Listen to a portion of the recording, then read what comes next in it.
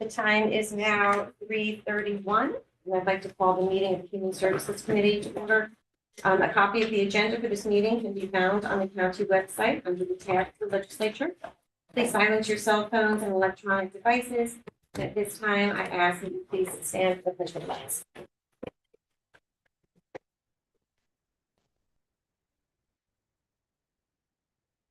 Allegiance to the flag of the United States of America, and to the republic for which it stands, one nation, under God, indivisible, with liberty and justice for all.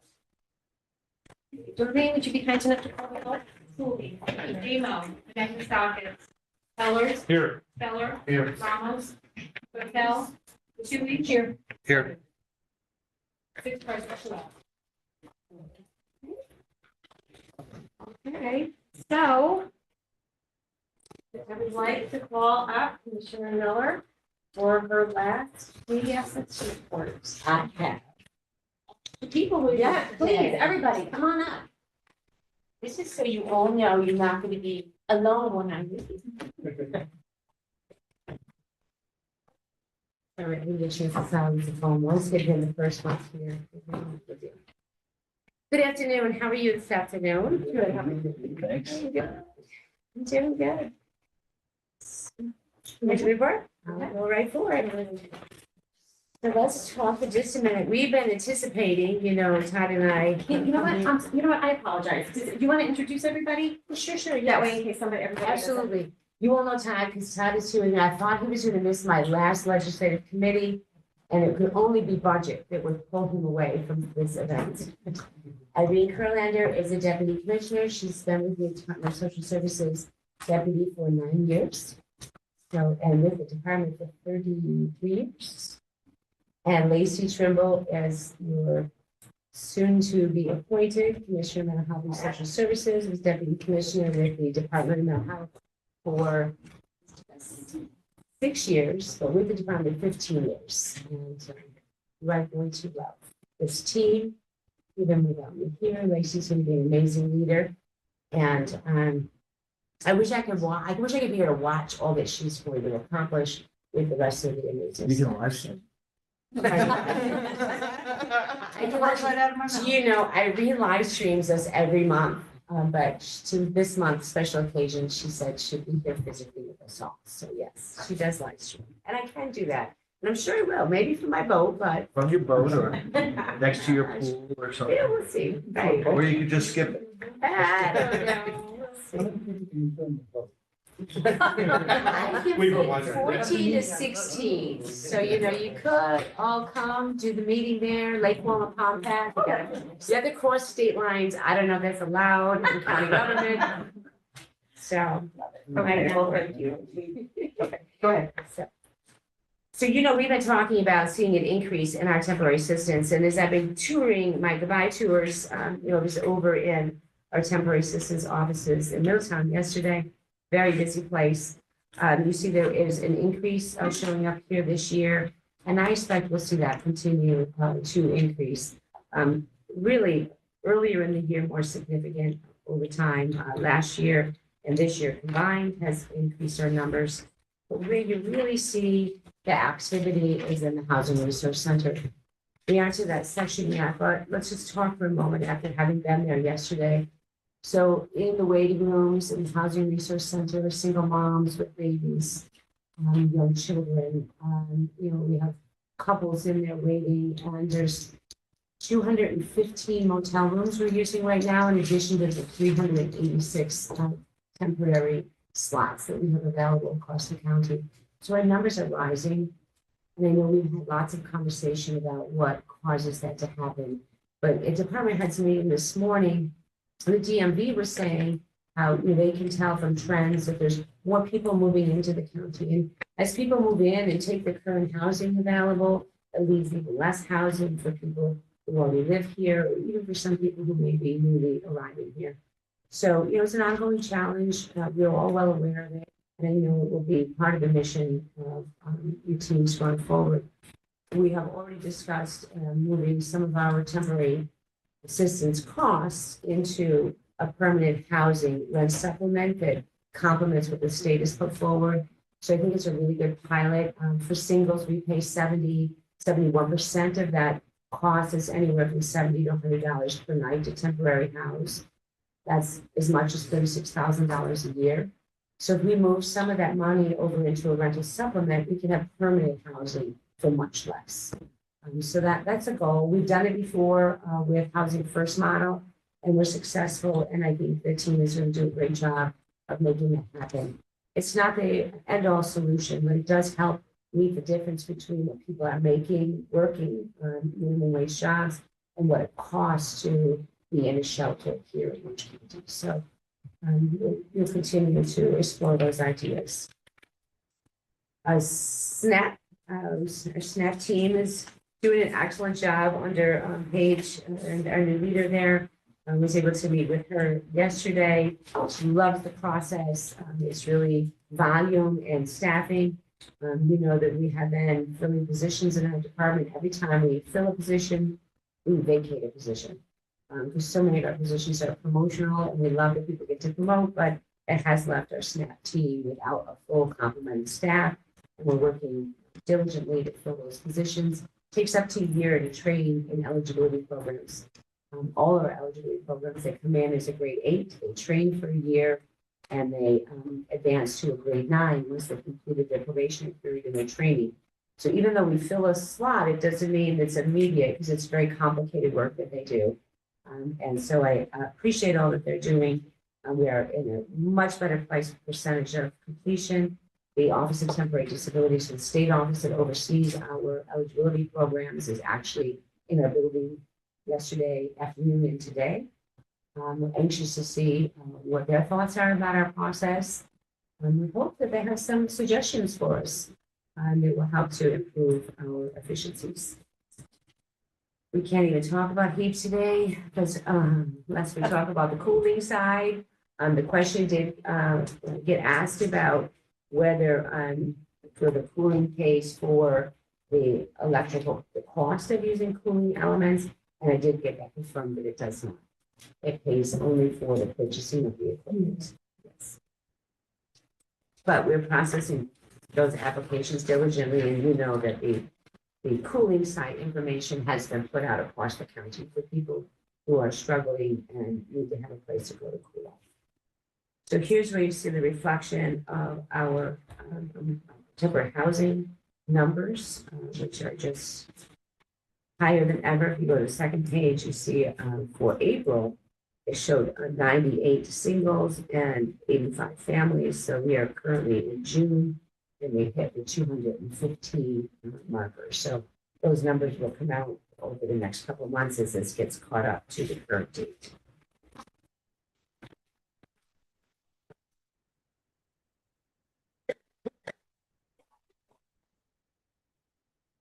Medicaid numbers, we're starting to see a reduction. Tabby and I were just talking about this yesterday.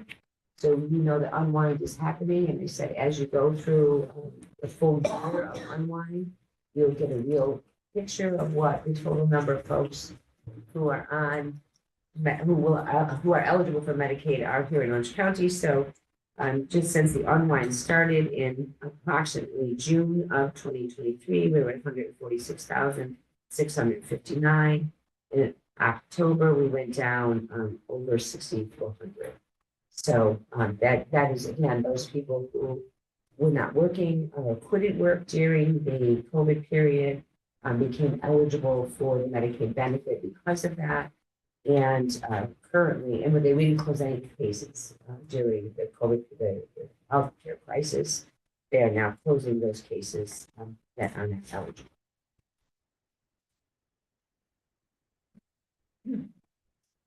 Some really good conversations about, our youth and our collaborative here in Orange County.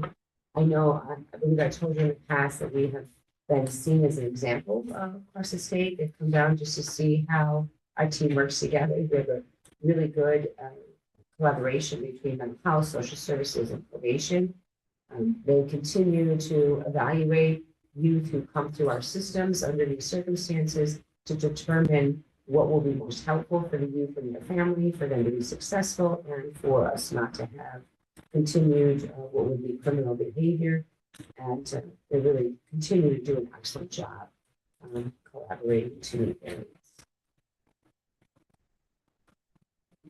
So,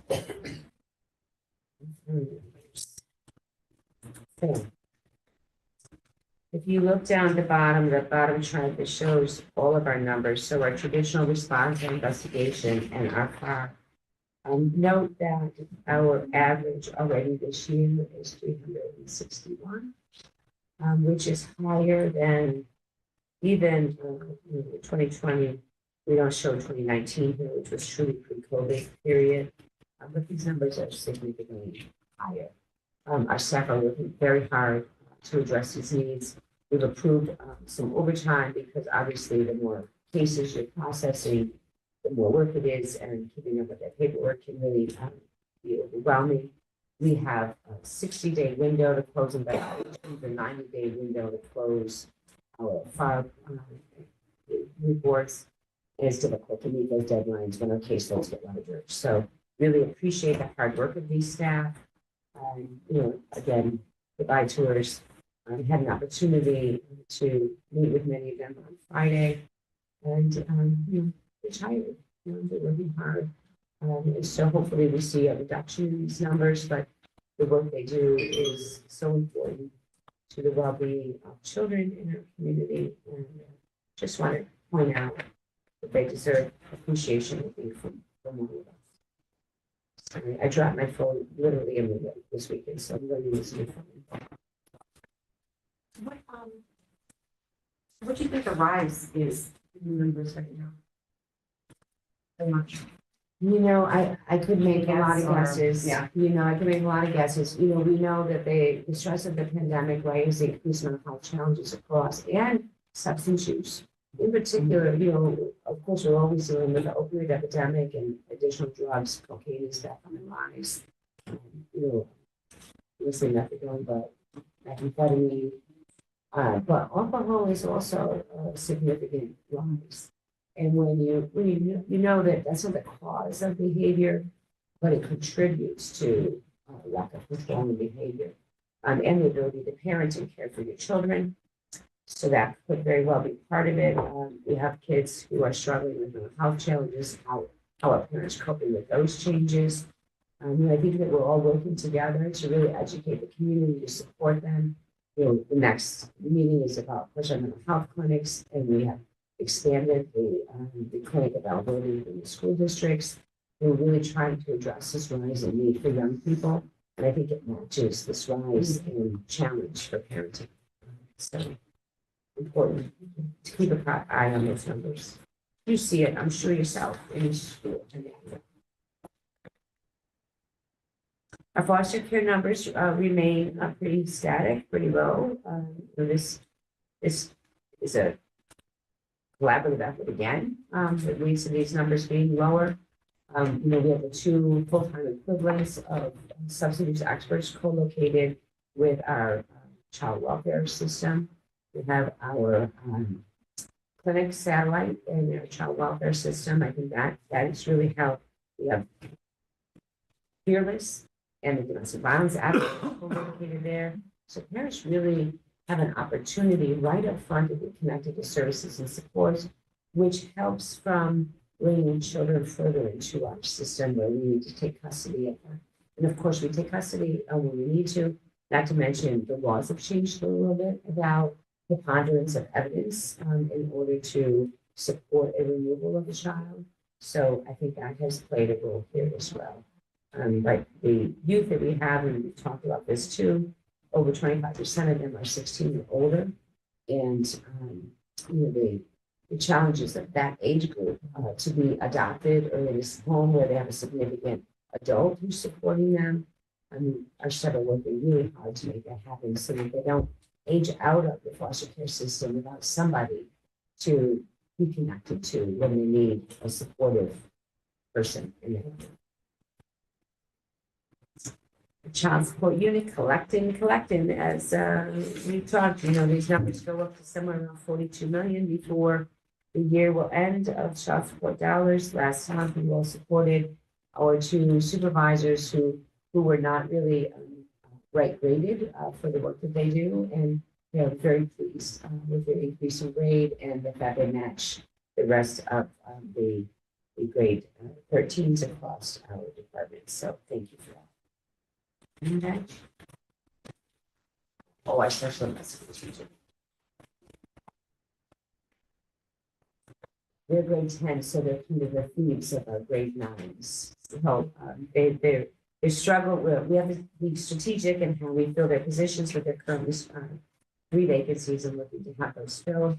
But Mary Seeley, our new lead there in special education, is working very hard with that team. They're out in the field, they're doing their investigations as appropriate, and following through when fraud has been realized. So appreciate their efforts, and that is my final report. Janet? It's fine, Anybody? but Do you have any questions about the report? Yeah, have one. Darcy, with the foster yes. homes, I've noticed, I guess there are recruitment lawn signs out around the county, and I wonder if you have any early feedback on that, how that's progressing. We put that, not only the recruitment lawn signs out, but we also annually work with a marketing company, puts messaging out. So the messaging goes out in a number of different ways, and these really nice flyers that go out, goes out to county employees as well. Have you ever received one by email? May not have been, you have received it on full distribution. Because we're always meeting foster parents to support children when they come in. In particular, the Office of Children and Family Services has asked us to really push. In fact, they put it in statute and legislation to push to have foster parents who specialize in our JD, so our juvenile delinquent population, who really will be there to support older youth that come into the foster care system, because that's where we're struggling, right? All the group homes have closed, so many of the group homes have closed down, our diagnostic centers have closed down across the state, our RTFs, treatment facilities have closed down. So we don't have options. There's been so many times our staff have called me saying, I think we're going to a hotel room because there's just not anything available. So that's why we continuously recruit for foster parents. We do about 4 foster care parent trainings a year. That's a 10-week training program. In fact, the state has just changed the training curriculum, and I think it goes into effect January of next year. So all of our staff who do that training, they have to go through the train-the-trainer program for this new module that they'll be using for training foster parents. But that is really why we are constantly recruiting foster parents, because we need parents who are willing to, obviously, they're getting a call at all hours of the day saying, can you take children under whatever circumstances the children have been living or their needs are. So they're amazing. I mean, you all recognize them for Foster Parent Appreciation Month, and they deserve it. Thanks. No, if nobody else has any questions, I just want to thank you, I want to congratulate you, and thank you for your dedication and your service to the county, to all of us, to our residents. You truly are a woman of grace and compassion. And thank you for everything that you've done for so many years. It's a pleasure. It's been a pleasure working with you. Thank you. And I turn it back. I thank you. If I listed all the things that we said to the Harry's here representing the county executive, but the county executive department had to meeting this morning. As I said to Steve, he gave me an amazing opportunity to be able to oversee 2 incredible departments and amazing staff in both of those departments, and to really work on the shared population that we have and come up with creative ways of supporting them. And we've accomplished a lot together. And you all are part of those accomplishments because you support what we move forward, whether it's budget, whether it's new program, whether it's recognizing the staff who's not by title. You know, the work that you do makes a difference. And I have felt your support. There's not a time when I came here and thought that you would not compassionately and intelligently listen to requests that was brought forward. And I just appreciate that you have been there with us throughout all of the work that we have done and accomplished. So thank you for that. Thank you for the time you commit to county government. And I know you'll continue to support this amazing team.